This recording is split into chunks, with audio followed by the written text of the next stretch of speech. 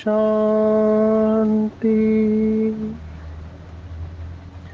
आज 29 जुलाई 2023 भारत में शनिवार है। Today is 29th July 2023 and it's Saturday इन भारत। आज की मुरली का जादुई रहस्य स्वयं को प्रेरणा देने के लिए मैजिकल सीक्रेट्स ऑफ टुडेज मुरली फॉर मोटिवेटिंग द सेल्फ। आज की साकार मुरली बाबा ने भक्ति मार्ग के श्रीमद् भगवत गीता के ऊपर पूरी मुरली सुनाई है। आज की साकार मुरली में भगवत गीता के काफी सारे श्लोकों का स्पष्टीकरण आया हुआ है। चौथा अध्याय, 10वां अध्याय, 11वां अध्याय। आज विशेष एक शब्द आया है जो मेरा पर्सनल फेवरेट है भगवत गीता का, जो भगवत गीता में एक ही बार आता है। वो शब्द है प्रीति। प्रीति ये शब्द जो है, प्रीति माना स्नेह, प्यार, लव फॉर गॉड।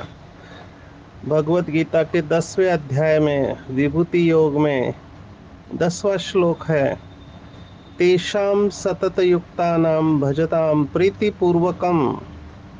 माना जो निरंतर बहुत प्यार से मुझे याद करते हैं, ददामि बुद्धि योगम तम येन मामुप्ययान्ति ते।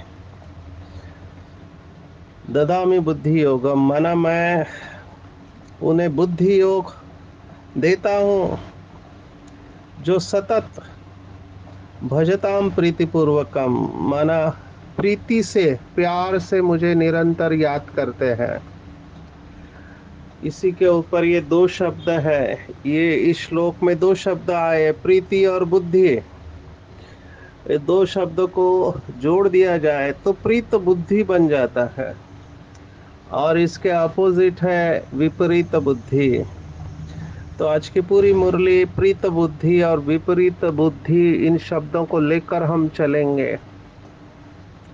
भक्ति मार्ग में भी जो अनन्य भक्त होते हैं, जिनको बाबा मुरली में भी याद करता है, भक्त शिरोमणि मीरा, जिसके मुख में ही था, मेरे तो गिरिधर गोपाल, दूसरा न कोई, एक गिरिधर गोपाल। इन्होंने परमात्मा के साथ ये अनुभव किया, उनको अपना साथी बनाया। सभी धर्मों में ऐसे भक्त हुए होने चाहिए। हम तो भारत के जानते हैं, विदेशों में भी होने चाहिए। तो भक्ति मार्ग में भी ये मान्यता है कि भगवान को निरंतर याद करना चाहिए, क्योंकि जितना उसे हम याद करेंगे उतना हमारे पाप भस्म होंगे और उसकी मेहर नजर हमारे ऊपर होगी। उसके साथ हमारा बुद्धि योग जुड़ा हुआ रहेगा। ये भक्ति मार्ग में भी मानते हैं। इनफैक्ट भक्तियों में तो इसके बारे में कहानियां लिखी हुई है। बाबा के बच्चे कई सेंटर पर मैं देखता हूँ, बहुत अच्छा भाषण करते हैं। कहानियां सुनाने में बाबा के बच्चों की भी कमी नहीं है। हम ही कल्प वृक्ष की जड़ में है, तो बहुत सारी कहानियां हम बच्चों की ही बनी हुई है। कुछ लोग क्रिएटिव होती है, नई कहानी को जन्म भी दे देते हैं। तो हम सब ने सुनी है कि दो प्रकार के भक्त हैं। एक जो भक्त होते हैं जो भगवान को याद करते हैं, ऊपर वाले को निरंतर याद करते हैं। हमने देखा कि विदेश के भाई बहने कुछ हो जाते हैं, कोई बात अचानक हो जाती है तो कहते हैं ओ माय गॉड।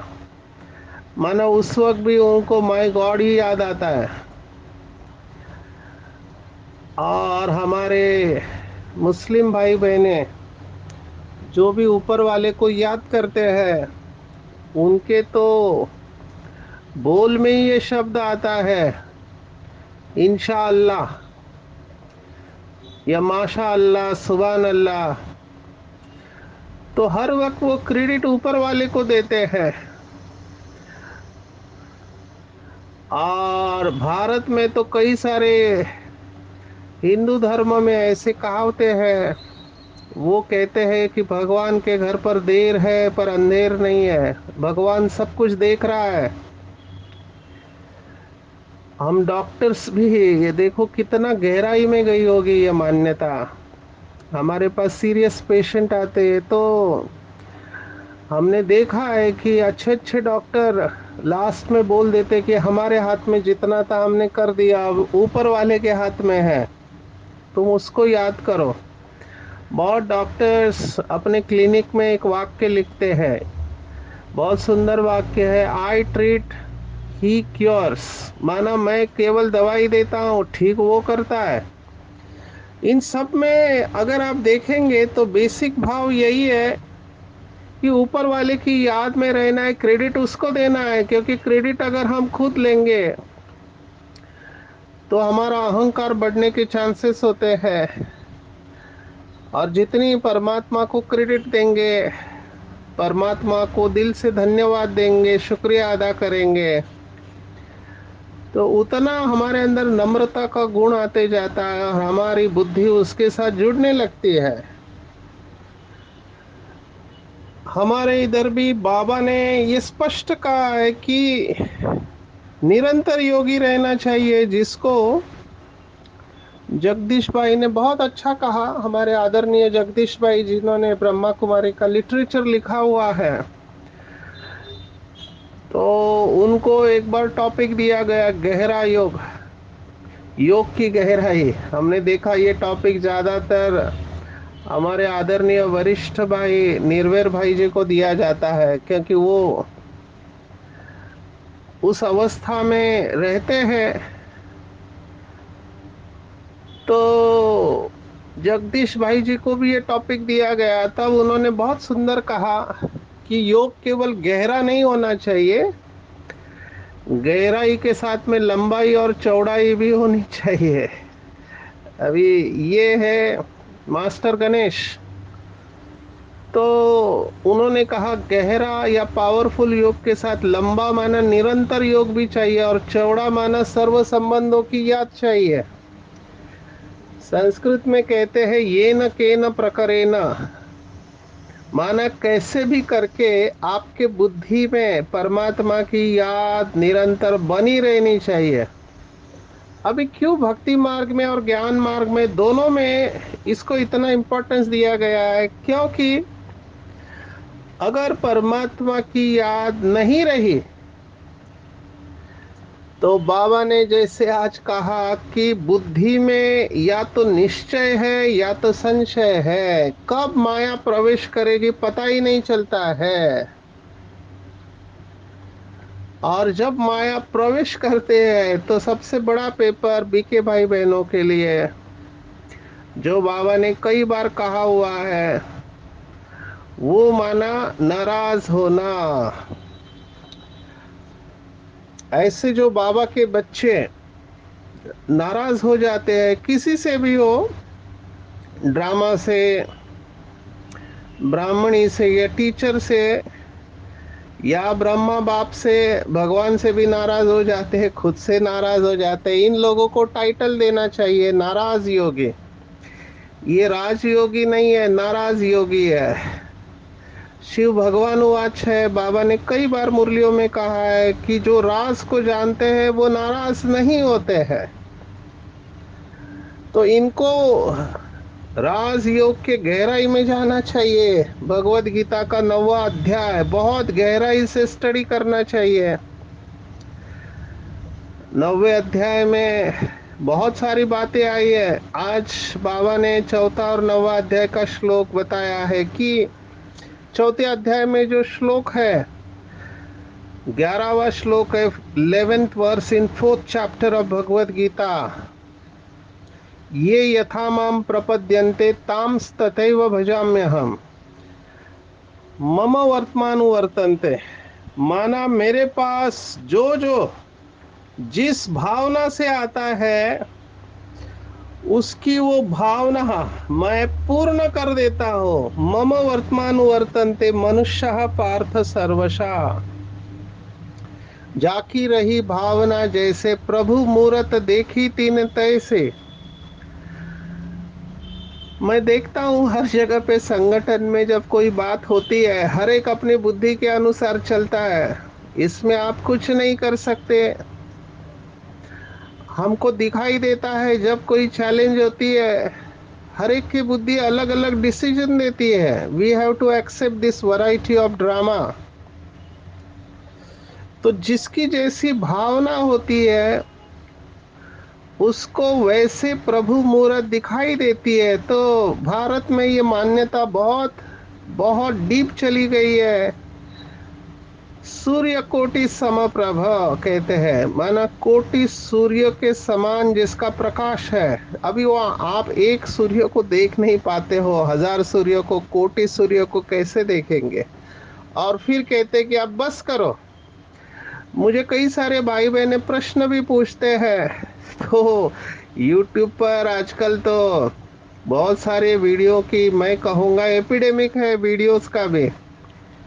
हर कोई आता है अपना चैनल खोल के वीडियो अपलोड कर देता है। अभी इसमें कई सारे वीडियो में कितना सत्य है हम नहीं जानते हैं, क्योंकि प्रभावित करने के लिए भी कई सारी बातें कही जाती है। वैसे कहते हैं जो आंखों से दिखाई देता है उसको ही सच मानना चाहिए। सुनी सुनाई बातों के ऊपर विश्वास नहीं करना चाहिए, क्योंकि वीडियो को वायरल करने के हिसाब से कई सारी बातें बताई जाती है। तो मुझे ऐसे वीडियो भेजते हैं जिसमें भक्ति मार्ग के सूक्ष्म वतन की बातें हैं, और उनको जो भी साक्षात्कार हुए वो भी सब बताते हैं, और मुझसे स्पष्टीकरण मांगते हैं कि इसका स्पष्टीकरण क्या है। अभी इन बातों में जाने के बजाय मैं कहूँगा आप बाबा को धन्यवाद दो कि बाबा ने हमको गली में जाने से बचाया, हाईवे पर ही रखा है। आप जितनी बातें सुनेंगे ये भक्ति मार्ग की और फॉरेन की किताब पढ़ेंगे तो और कंफ्यूज होने के चांसेस है, क्योंकि फॉरेन में आध्यात्मिकता जैसे भारत में थी उतनी नहीं है। यहाँ के रेफरेंस लेके वो अपनी किताबें छपते हैं, छपाते हैं। उसमें कितना सत्य है कहना मुश्किल है। और बाबा ने कॉन्शियसली इन सब रिद्धि सिद्धियों से हमको दूर रखने को कहा हुआ है। तो जिसकी जैसे भावना है, जैसे अभी कई लोग हनुमान को मानते हैं कि हनुमान है, कहते हमने देखा है। अभी बाबा आज की मुरली में कह रहा है कि उसकी भावना हनुमान में है, तो मैं उसको हनुमान का साक्षात्कार कराता हूँ, क्योंकि दूसरा किसी साक्षात्कार से वो संतुष्ट नहीं हो सकता। तो भक्तों की बुद्धि भी और उनका पार्ट उस हनुमान के साथ जुड़ा हुआ है, तो आप कुछ नहीं कर सकते। किसी की गणेश में भावना होती है, किसी की और किसी में होती है, तो उनकी भावना का भाड़ा शिव बाबा दे देता है। तो देने वाला शिव बाबा ही है। जन्म जन्मांतर हम इन बातों में मैं कहूँगा फंसे रहे, लेकिन अभी फंसने का समय नहीं है। बाबा के बच्चे भी नंबरवार है। तो जब सभी नंबरवार है, और अगर कोई व्यक्ति ऐसा कुछ करता है जो नहीं करना चाहिए, उसकी बुद्धि अलग जजमेंट दे रही है, आपकी बुद्धि अलग जजमेंट दे रही है, तो हमको वहां से डिटैच हो जाना चाहिए। ये समझदारी है। मुझे कई लोग ये प्रश्न पूछते हैं। अभी ये हमारी इस समय की समझ बहुत इंपॉर्टेंट है। संगम युग पे हमने ज्ञान को कैसे समझा है, हमको स्वीकार करना पड़ेगा कि बाबा के दो प्रकार के बच्चे रहने ही है। आप कुछ भी करो, कम वॉट में, जिसके आधार पर भक्ति मार्ग में भी दो प्रकार के पंथ बने हुए हैं। एक है निराकार को मानने वाला और एक है साकार को मानने वाला, माना देहदारियों को मानने वाला, और एक है केवल निराकार को मानने वाला। ये पंथ क्यों बने हैं? दोनों में फर्क है। आप इसको कुछ नहीं कर सकते। You have to accept.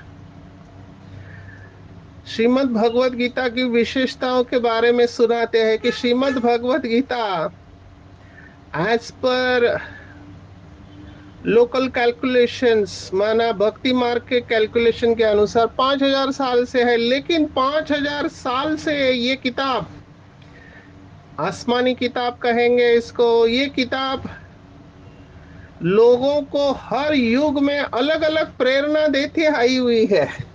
इसकी सुंदरता कम नहीं हुई है। आप सोचो, हर युग में इस किताब में प्रेरणा दी हुई है, हर युग ने इसका अलग अर्थ निकाला हुआ है। ये भी इसकी सुंदरता है। ये फर्क किस आधार पर है? क्योंकि संगम युग पर बाबा की मुरली के आधार पर बाबा के बच्चे अलग अलग डिसीजन लेते हैं, और यही आज की मुरली है। इतना विस्तार बताने का कारण, आज की मुरली में दो प्रकार के बच्चे हैं। एक कहते हैं कि हम डायरेक्ट शिव बाबा से लेंगे, हमारा पूरा कनेक्शन शिव बाबा के साथ है। ब्रह्मा भी तो शिव बाबा से लेता है। तो भक्ति मार्ग में हम वाया वाया गए हैं, तो इस समय ब्रह्मा की क्या जरूरत है? वो भी हमारा बड़ा भाई है, वो भी शिव बाबा से लेता है, तो हम भी शिव बाबा से लेंगे।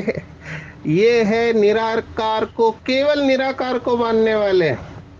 दूसरे हैं साकार और निराकार दोनों को मानने वाले, माना ब्रह्मा को भी मानते, शिव बाबा को भी मानते। और तीसरे जो होना नहीं चाहिए, केवल ब्रह्मा बाबा को ही मानते हैं, क्योंकि उन्होंने ब्रह्मा को ही देखा, ब्रह्मा के साथ में रहे। और ऐसे भी थे जिनको शिव बाबा दिखाई नहीं देता था, ब्रह्मा ही दिखाई देता था। तो भक्ति मार्ग में तो दो शब्द है, सगुण साकार और निर्गुण निराकार। साकार को याद करना इजी होता है, निराकार को याद करना मुश्किल होता है, क्योंकि उसके लिए बुद्धि बहुत सूक्ष्म और स्वच्छ चाहिए, तभी हमारी मन और बुद्धि उस बिंदी के ऊपर एकाग्र हो सकती है। इनफैक्ट एक मुरली में तो स्वयं शिव बाबा को कहना पड़ा कि बच्चे, अगर निरंतर आप बिंदु के ऊपर अपना ध्यान एकाग्र करेंगे तो बोर हो जाएंगे, क्योंकि साकार दुनिया में बिंदु नहीं है, बिंदु परम धाम में है। तो बाबा ने कहा था कि आप जो भी स्वमान दिए हुए अलग अलग स्वमान का अनुभव करो, तब आपके अंदर खुशी रहेगी। केवल बिंदु को क्यों याद करते हो? बिंदु को याद करना बहुत जरूरी है, लेकिन लंबे समय तक निरंतर बिंदु के ऊपर एकाग्र होना ये कठिन है एक आम आदमी के लिए। अच्छे योगी ही इस अवस्था में जा सकते हैं।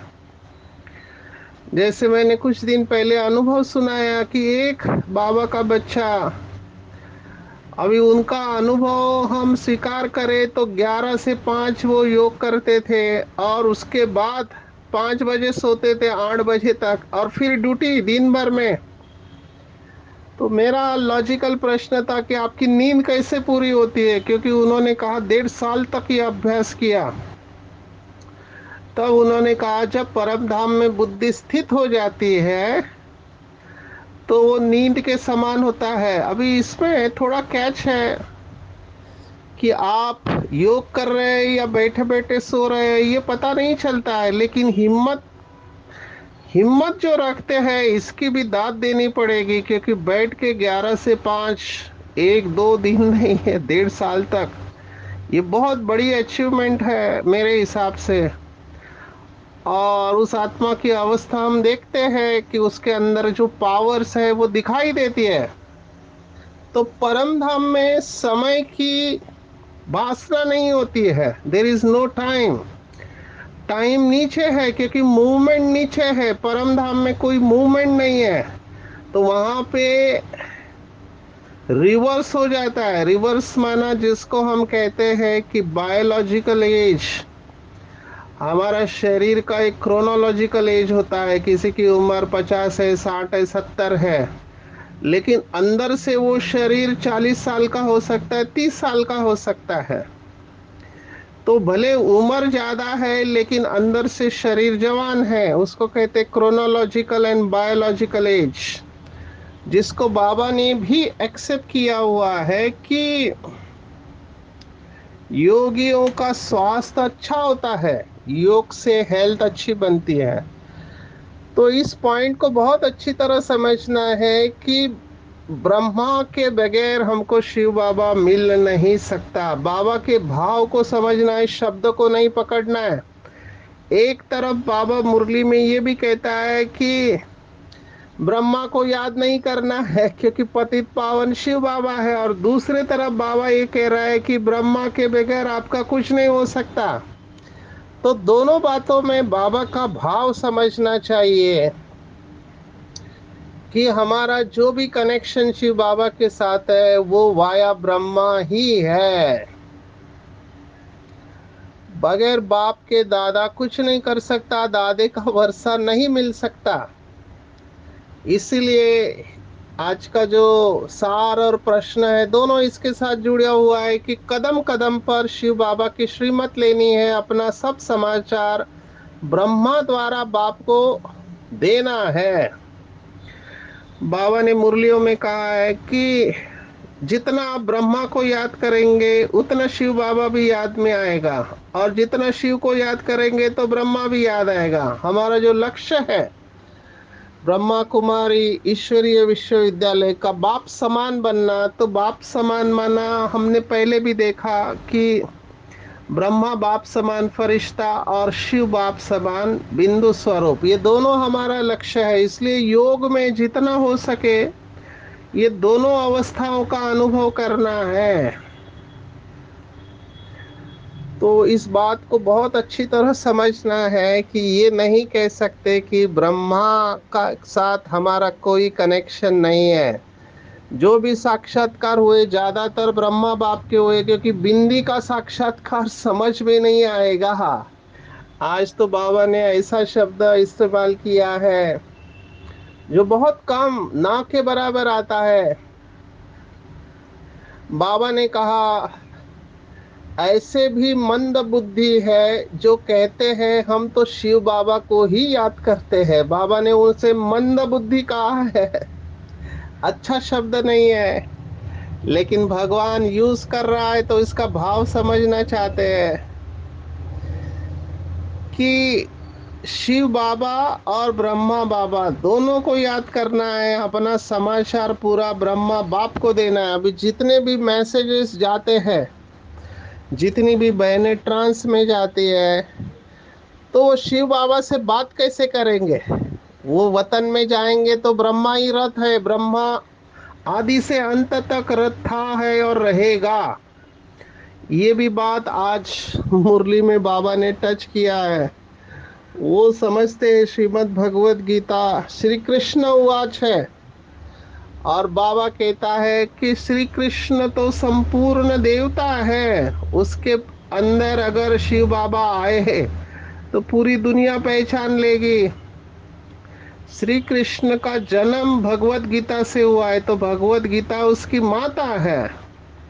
वो श्री कृष्ण की ही आत्मा है, अंतिम जन्म में ब्रह्मा बाबा के तन में है। तो ये तीनों चरित्र एक साथ का हो गए, क्योंकि ब्रह्मा को देखा तो श्री कृष्ण दिखाई दिया। स्थापना की जो हिस्ट्री है जो भाई बहनों ने, तो ब्रह्मा को देखा तो श्री कृष्ण दिखाई दिया। तो उनको लगा कि श्री कृष्ण ही सुना रहा है, क्योंकि भक्ति मार्ग में यही मान्यता थी, और बाबा को वो भी दिखाना था क्योंकि श्री कृष्ण की बहुत भक्ति करते थे। लेकिन धीरे धीरे पता चला कि ये साक्षात्कार कराने वाला भी शिव बाबा है।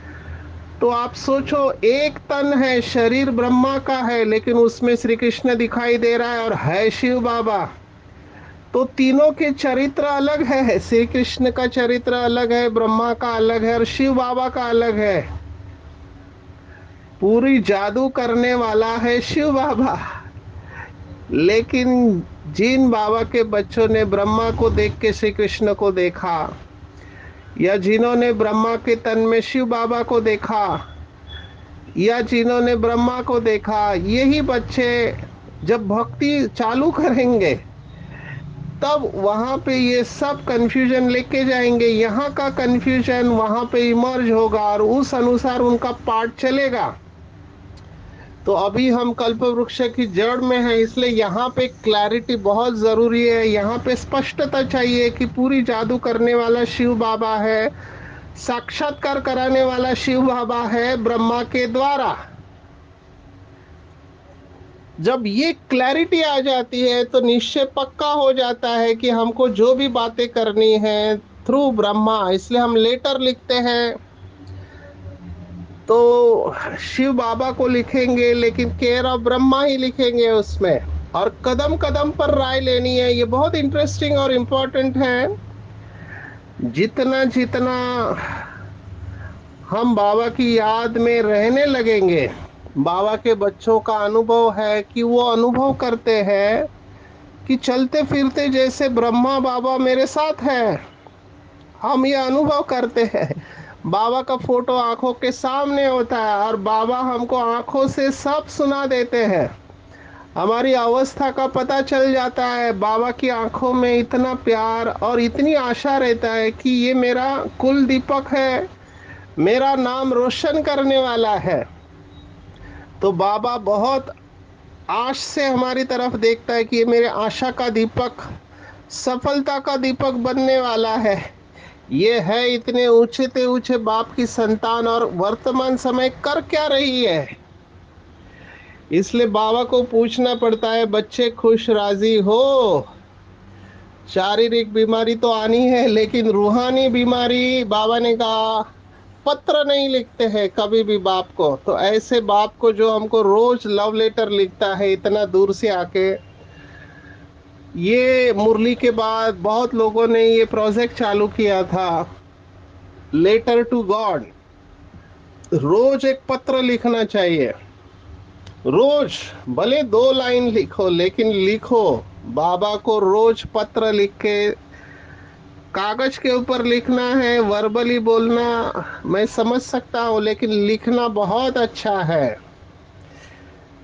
तो बाबा ने कहा लिखना है बाबा को, नहीं तो क्या होगा, विनाशकाली विपरीत बुद्धि माया कभी भी प्रवेश कर देगी और फिर क्या करेंगे समझ में नहीं आता है। तो इसके ऊपर डबल ट्रिपल अंडरलाइन करेंगे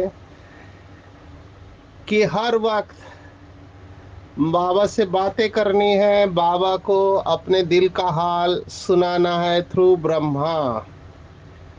और ऐसे जो बाबा के बच्चे निरंतर बाबा के साथ जुड़े हुए रहते हैं मन और बुद्धि से, तो बाबा के गुण उनके अंदर प्रवेश करने लगते हैं। जैसे बाबा ज्ञान का सागर है, सुख का सागर है, ऐसे इन बच्चों के अंदर ज्ञान और सुख दिखाई देने लगता है, और वही किरणें फिर औरों को भी अनुभव होगी। बाबा ने एक मुरली में कहा कि जो बड़े हैं, दादियाँ है मधुबन में थी, तो उनके वाइब्रेशन के वजह से मधुबन का वाइब्रेशन, क्योंकि ऐसे योगी बच्चे जहाँ पर होंगे तो वो वाइब्रेशन क्रिएट करते हैं। सेंटर्स के लिए भी बाबा ने कहा था कि संगठन का योग करो तब आप सेंटर का ऐसे वाइब्रेशन क्रिएट कर पाओगे। निर्विघ्न सेंटर रहे उसके लिए संगठन में योग बहुत जरूरी है। ऐसे बाबा के बच्चों को मिलने के बाद जो दिव्य दिव्य जन्मधारी दिव्य बुद्धि वाले हैं, तो जो भी उनसे मिलेंगे तो उनको उनके संकल्प बोल और कर्म में दिव्यता का अनुभव होगा। इसलिए कभी भी किसी से रूठना नहीं है। किसी से भी रूठना नहीं है, क्योंकि सभी की बुद्धि नंबरवार काम करती है।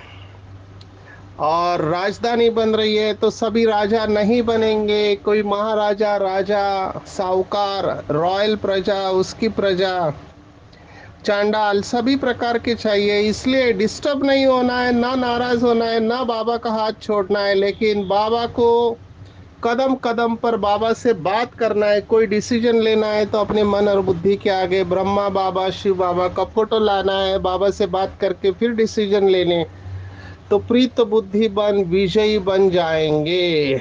अच्छा, ओम शांति।